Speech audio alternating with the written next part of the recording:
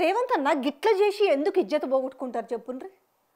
అరే అసలు మీరేంది, మీ స్టేచర్ ఏంది, మీ కథ ఏంది, నేను ముఖ్యమంత్రి అని అన్నిసార్లు నొక్కి ఒక్కాడించి చెప్తుంటారు కదా.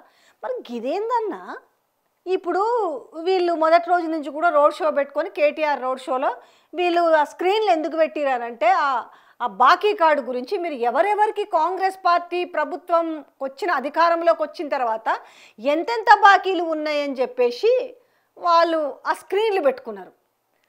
ఈ ఈ ఈ మూడు కనిపిస్తాయి చూడ స్క్రీన్లో. దీంట్లో బీఆర్ఎస్ అని వస్తుంటుంది, తర్వాత కారు గుర్తు వస్తుంటుంది, మధ్యలో కేసీఆర్ బొమ్మ వస్తుంటుంది.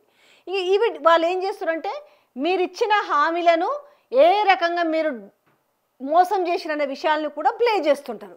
దానికోసం అని చెప్పేసి వాళ్ళు ఇదొకటి ఏర్పాటు చేసుకున్నారు. దాని గురించి సోషల్ మీడియాలో కూడా వెటకారంగా మాట్లాడి చాలా ఇది చేసిరు.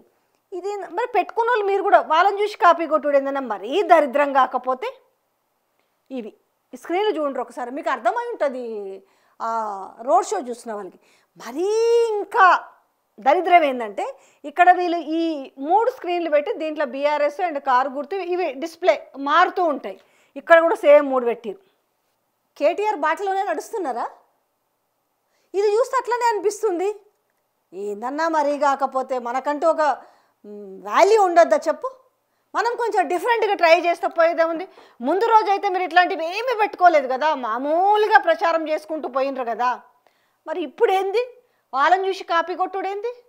కాపీ కొట్టినరా అంటే కోపం వస్తుందా? మళ్ళా కాపీ కొట్టి సేమ్ కేటీఆర్ ఎట్లా చేస్తున్నానో అట్లా చేయాలి అనేసి ఫిక్స్ అయినరా? ఇట్లా ఎందుకనంటే ఇట్లా చేయడం వల్లనే జనాలు బాగా ఆదరిస్తున్నారు. కేటీఆర్ లెక్కనే నేను కూడా మాట్లాడాలా, లేకపోతే కేటీఆర్ లెక్కనే మాట్లాడడం సాధ్యం కాదు. కానీ మీ మాటలకు చాలా తేడా ఉంటుంది. కానీ ఇది చూస్తే జనాలు నవ్వుకుంటున్నారు. కొంచెం వినూత్నంగా చేసుకుంటారు కదా, మంచిగా ఉంటుంటారు కదా. సేమ్ పిన్ కాపీ కొడుతుంది. వీడియో కూడా చూద్దాం. ఇది మీకు నేను చాలా దీనిపైన వివరించిన బాగా ఏంటి అనంటే ఈ కార్డులు ఏంది, దాంట్లో ఏమేమి పెట్టిరు, ఏ విషయాలలో ఎంతెంత బాకీ ఉంది ప్రభుత్వం ప్రజలకు అనేది వాళ్ళు నిరుద్యోగుల విషయంలో కావచ్చు, మహిళల విషయంలో కావచ్చు, స్కూటీల విషయంలో కావచ్చు అన్నీ డిస్ప్లే చేస్తూ పోతుంటారు. ఇక వీళ్ళు చూడండి, మొదటి 2 రోజులు లేవు రోడ్ షో చేసేటప్పుడు. కానీ మళ్ళీ తర్వాత రోజుకు 2 రోజుల తర్వాత మాత్రము ఎవరిచ్చిరో ఐడియా అసలు వీళ్ళకి ఈ ఐడియా బాగాలేదన్నా. ఇప్పుడు ఎవరి సిగ్నేచర్ వాళ్ళకు ఉండాలన్నట్టుగా వాళ్ళది కాపీ కొడితే ఏమొస్తుందన్నా?